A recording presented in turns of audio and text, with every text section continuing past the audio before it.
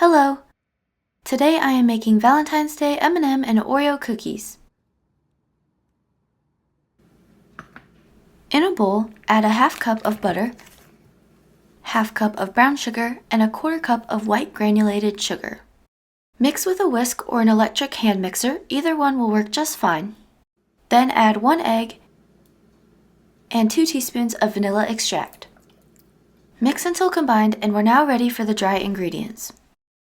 Add 1 1/3 cup of flour, 1 tablespoon of cornstarch, half teaspoon of baking soda, and a half teaspoon of salt.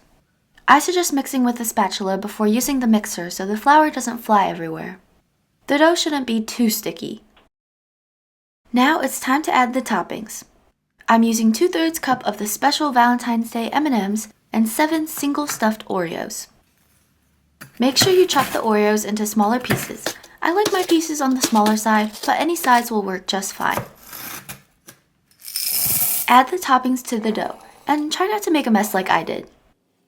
Fold in the toppings. I suggest using a spatula.